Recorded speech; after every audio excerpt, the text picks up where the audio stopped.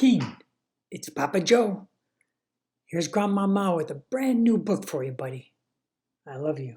Bye.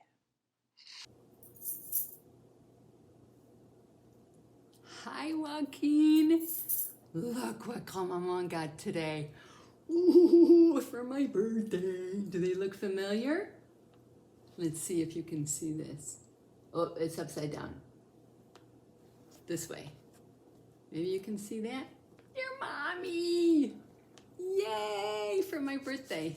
I got my high times. I got my high times. So you know what it is time for? I think the camera's over there. Is it over there? It's over there. Story time. Yay! Okay, so I'm going to show you the books that I'm going to read you. Oh, there's a lot of reflections. Snail and Worm all day. Twinkle and the Fairy Cake Mess. The Berenstain Bears and the Shaggy Little Pony. And Mouse's First Spring. Which one should we do first? Let me see. Snail and Worm, I think, huh? Oh, where are my glasses? Where are my red glasses, my red reading glasses? Where did I put them? I wonder where... Oh, here they are. They're on top of my head. Okay. Snail and Worm. All day. 3 stories about 2 friends. Best day ever. Is it a snail or a worm? A snail. Where's the worm? Here he is. Hello, guess what? This is the best day ever. That's what the worm is saying to the, the snail is saying to the worm. Really? Gotta work on the glare. Yes, I broke my toy. I fell and bumped my shell, and I looked and looked, but I can't find my shoes anywhere. Shoes? The snail is wearing shoes? Okay, now that's goofy. And it also sounds like a bad day. Broke my toy, fell and bumped my shell, looked and looked, but I couldn't find my shoes anywhere, just like I couldn't find my glasses. Well, the worm says that sounds bad. How is this your best day ever? Oh, it is not my best day ever. Look, Frog learned to blow bubbles. It is her best day ever. Look, see, he's showing Worm that Frog had a fun day. Frog must be the snail's friend. And look, Caterpillar turned over a new leaf. It's his best day ever. Wow, birds' eggs hatch. See the new babies? It's their best day ever. Wow, little babies, so cute. You are right. This is the best day ever, but I am sorry you are having a bad day. My day is not so bad, said the snail. I just remembered that I don't wear shoes. Oh, for crying out loud. He didn't hear me. I told him he doesn't wear shoes. Now this is a story about the spooky cave. Is that what they're talking about? It doesn't look like a cave to me. Wow, look at this cave. It's so dark and spooky. Hello in there. Hello. See, it wasn't a cave, it was a turtle's shell. A dragon. Are you going to eat me? I am not going to eat you. Oh, please don't eat me, terrible dragon. Does that look like a dragon to you? I am trying to take a nap, said the turtle. Oh my goodness, you are so scary. Joaquin, does that turtle look scary to you? Please be quiet so I can take a nap. Help! Well, a snail, he's pretty scared and anxious, huh? Now comes Worm. Are you okay? Oh, I am so glad you are here. There is a terrible dragon in that cave. Oh boy, Snail, you gotta get out more. Are you talking about this turtle? Said the Worm. A turtle? We have to save him from the dragon. Oh my goodness. Don't worry, turtle. We will save you. So now he thinks there's a dragon in his shell, in the turtle shell. So, poor turtle's taking a nap, trying to at least, and he says, "Excuse me, please." He's so polite. Oh no, run for your lives. They're both so slow. They're running. Woo! I have never run so fast in my life. Look how fast he's running. Slow. I need to take a nap. I am so glad you're safe, says the Worm. Please be quiet so I can take a nap. Oh my goodness. He's got his own shell that he takes a nap in, just like the turtle. And he thought the turtle was a cave. Ay, ay, ay. Oh, this one's a bedtime story. I guess we'll read it, even if it's not bedtime for you, huh? Okay. It is bedtime, but I cannot fall asleep. I am thinking about too many things. Will you tell me a story? That's kind of hard sometimes too, huh? Fall asleep if you're thinking about a lot of things. The Worm says, yes, I will tell you a story. Are you ready? No, this is not a scary story. Oh, I missed that. Wait a minute. Start over. Worm says, yes, I will tell you a story. Are you ready? And the snail says, is this a scary story? And the Worm says, no, this is not a scary story. Are you in the story too? Asks the snail. I will be lonely if I am in a story all by myself. All right, said the Worm, I will be in the story too. How can you tell the story if you are also in the story? Maybe we can tell the story together. Boy, this snail is high maintenance. I know, you can tell the story and I will add the extra parts. That is a good idea, said the Worm. The snail says, wait, what if my story is not good? What if you do not like my parts of the story?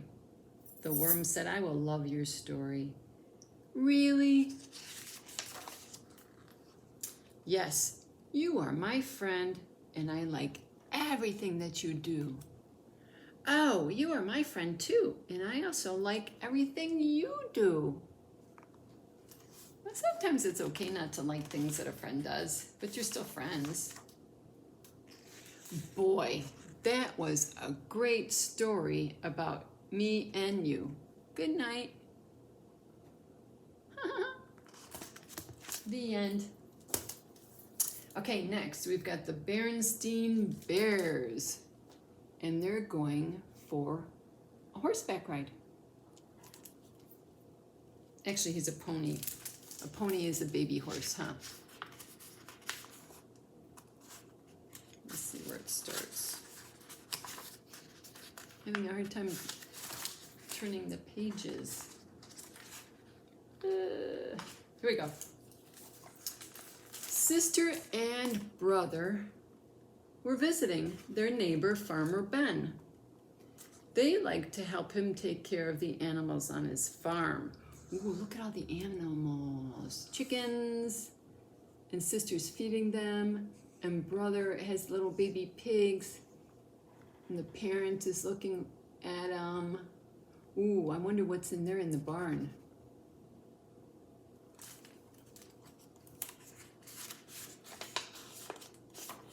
One day we'll have to go visit a farm, huh? Hello, cubs, said Farmer Ben. I want you to meet someone new on the farm. He led them to a pen, and inside was a shaggy pony. Meet old Oscar, said Ben. He has just come to live here. How fun. Look, the pony's not too much taller than the kids. He is so cute, said Sister. The cub rubbed his nose. Let me see, can you see that? Yep. Oscar blew gently on their hands. That means he likes you. Ah, look, he's blowing on their hands. That means he likes you. Can we help take care of him? Asked Brother. Of course, said Ben. I will show you how to take care of him. Brother and Sister gave Oscar hay and feed to Oscar. They washed Oscar and they brushed him. Look, he's brushing his head. They led him to the barn. They cleaned out his stall and they picked at his hooves. You know why you pick at their hooves? It's like their feet, because a lot of dirt gets in there. You got to clean it out. Oh, look what Sister's doing. She's got a smile on her face. She's picking up his poop. I wouldn't have a smile on my face doing that. Pony poop. That was a lot of work, said Ben. You did a great job. Would you like to ride Oscar now? Ride him, said Sister. Could we, said Brother. Why not, said Ben. Ben put an old saddle and bridle on Oscar. He had riding helmets for the cubs to wear. So there's a saddle that you sit on, and that's the bridle that goes around the horse's head. It's like a leash, and you hang on to the reins. That's the reins, and that's the bridle. It doesn't hurt the horse. He's okay with it. Just like a leash on a dog. First, Ben helped Sister up onto Oscar. He led Oscar and Sister around the pen. Oscar was very calm and quiet. Then it was Brother's turn. That was fun, said Brother. Can we do it again tomorrow, asked Sister. Why not, said Farmer Ben.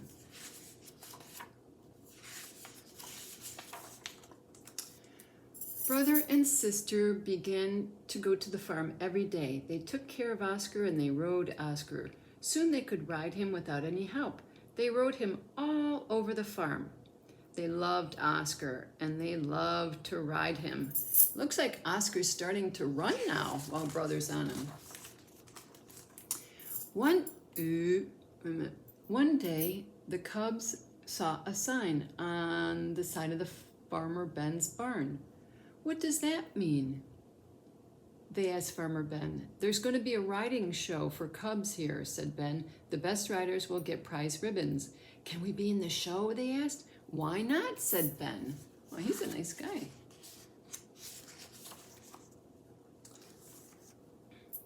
The fancy ponies and the fancy riders went first. They rode around in front of the judges, and the judges watched how they rode.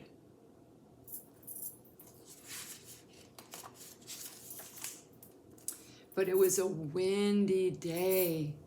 Leaves swirled around the ponies' legs. The fancy ponies were scared. They bucked and kicked. That's bucking right there. The judges frowned and made notes on their pads. Oh, judges don't look too happy. Then it was time for Brother and Sister to ride. They took turns on Oscar. The wind and the leaves did not bother Oscar. He was quiet and calm. He trotted in front of the judges, and the judges smiled and nodded.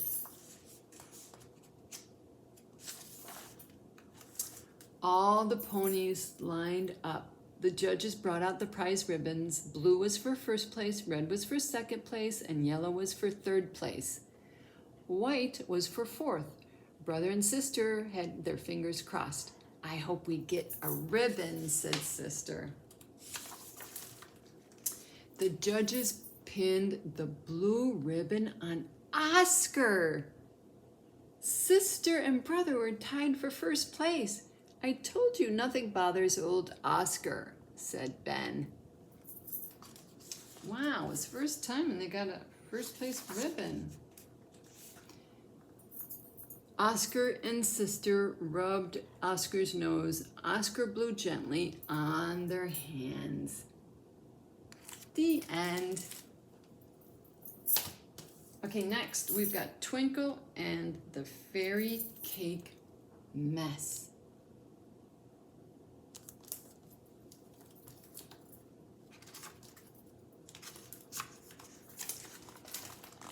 Twinkle was a pink fairy. Her wings glowed when she was happy or excited. They glowed a lot.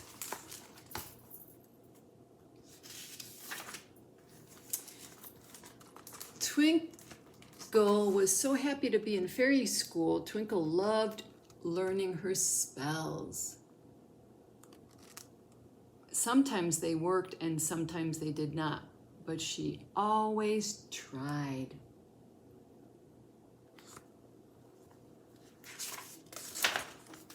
Ooh, I'm gonna move my chair a little bit. There we go. Today was a very special day. All the fairies at the Fairy School of Magic and Music were going to a picnic.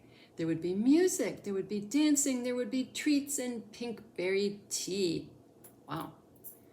Each fairy was to make something special and bring it to the picnic. What should Twinkle make? Twinkle spun around and thought some more. Oh, she's thinking of all different things to make.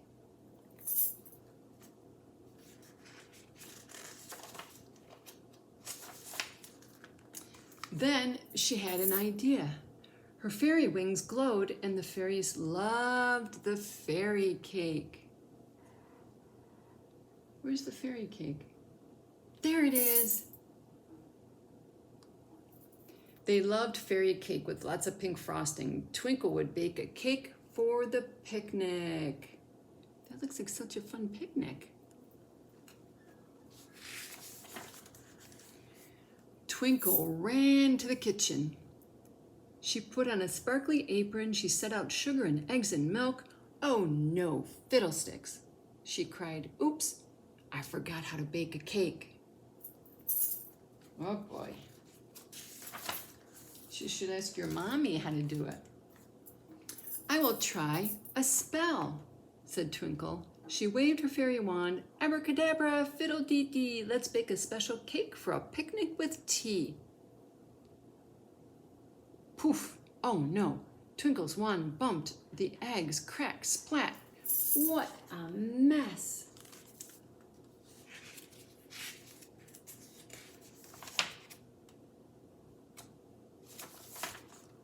I can fix this mess, said Twinkle. I just need to try again. She closed her eyes. Abracadabra, fiddle-tee-tee, put these cracked eggs where no one can see. Oh no, the eggs were still a mess, and now Twinkle's spell knocked over the cup of milk too. Whoops, sorry, you can't see that. See the milk? Just spilled all over the eggs.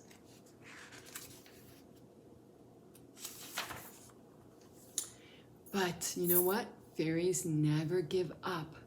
I just need to try harder. Twinkle held up her wand. She waved it over her head. Swish, bump.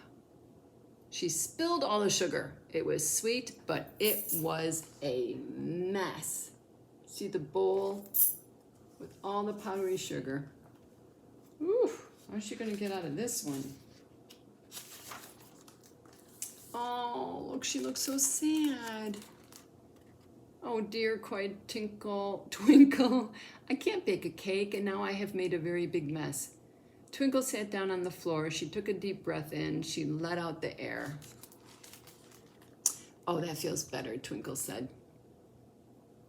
So she took another deep breath in and let out the air. Twinkle breathed deeply until she felt strong. Then she stood up and grandly waved her wand. Abracadabra, fiddle-dee-dee, I need someone to come help me. She asked for help. Ding dong.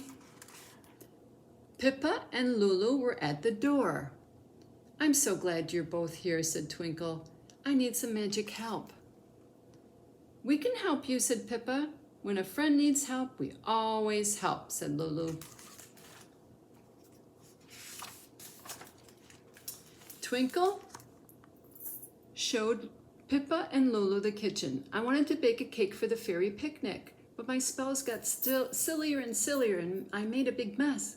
Don't worry, Twinks. We'll help you bake a cake, said Pippa. We love baking, said Lulu, but first we'll help you clean up. Twinkle gave her friends sparkly aprons. Pippa held up her wand. Abracadabra, fiddle-dee-foo. A friend is someone who will always help you. Pippa, cried Twinkle. The sugar went back into the bowl. The milk went back into the cup. The eggs went back into the carton. Pippa smiled. Now let's bake a cake. Together the fairies sorted and mixed and put the cake in the oven to bake. Think it turned out? Then Twinkle and her friends made pink frosting. They tasted a little just to make sure it was good. Then they covered the cake with heaps of pink frosting. Ooh, look at the cake. Yummy. We need some sparkles too, said Twinkle. She put sprinkles on top. There. Oh, it looks so yummy, said Lulu. Everyone at the picnic will love it.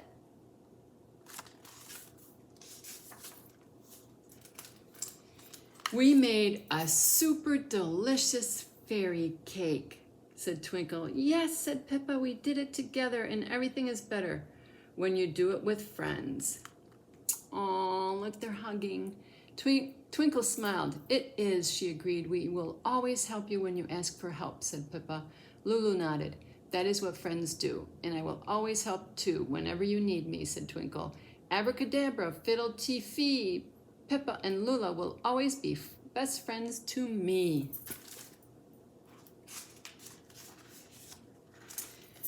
But Twinkle, I thought it was the end of the story, but no. Twinkle waved her wand a little too wide and stuck it in the cake. Oh no! Lulu gave Twinkle a big hug. Look at the wand right in the cake right there. See that? Maybe you need to work on your spells, said Pippa, but we will always be your friends even when your spells make a mess.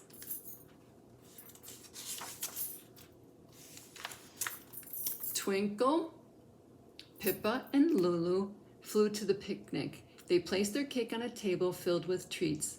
Twinkle and her friends spent the rest of the day playing games and enjoying the yummy food, and everyone agreed that the yummiest thing of all was the fairy friends' perfectly pink fairy cake. Maybe they just cut out the part that the wand got stuck in. The end. Okay, one more. My little pookie Joaquin. It's called Mouse's First Spring. This is going to be Benaya's first spring, huh? Okay, there's a little bit of glare, so I'll make sure that we don't get much on these pages, because look how pretty these drawings are. Oh, pretty, pretty. One windy spring day, Mouse and Mama went out to play. Oh, look at the butterfly.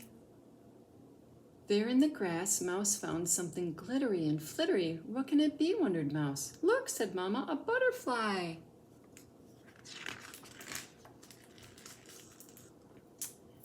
There we go. Then whoosh, blew the wind, and fluttery buttery, the butterfly flew away. I like all the blues and greens and purples in these drawings. There, under a leaf, Mouse found something slithery and slimy. What can it be, wondered the mouse. Look, said Mama, a snail. There's another snail. Our first book had a snail in it, didn't it? They are slippery and slimy. Then whoosh blew the wind, and Hidey and sidey, the snail hid away. I guess he doesn't like the wind either, huh? There on a branch, Mouse found something feathery and plump. What can it be, wondered Mouse. Look, said Mama, a bird. A blue bird with a pink tummy. Cute, cute, cute.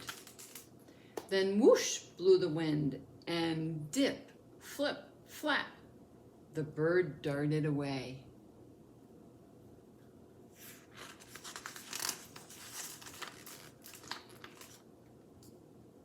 There, by the pond, Mouse found something green and peeping. What can it be, wondered Mouse. Look, said Mama, a frog. He's peeking behind the grass.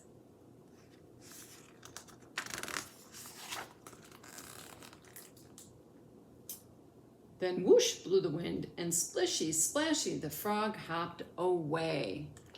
All we can see is his butt and his legs.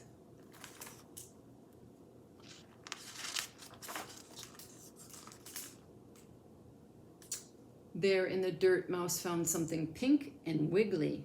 What can it be, wondered Mouse. Look, Mama, said, a worm.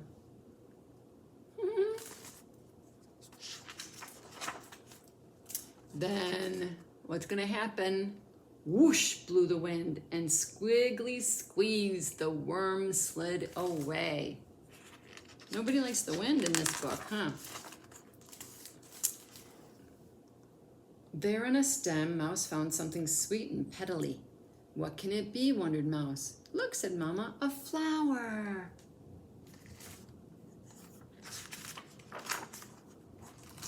Whoa. Then whoosh blew the wind, and rumply bumply, Mouse tumbled away. Oh no! What's gonna happen? Is he gonna get hurt? Then all around, Mouse felt something soft and cuddly and oh so cozy. What can it be, wondered Mouse. Who's cuddling little Mouse? Who is that?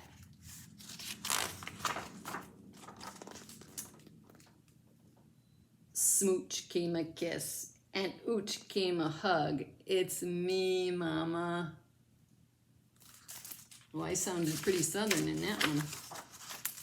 Spring is here, little mouse, and I love you. And I love you, Joaquin. Here we go. Ready for the kisses? Bye, my petit chou à la crème. I love you. Until next time. Bye, sweetie.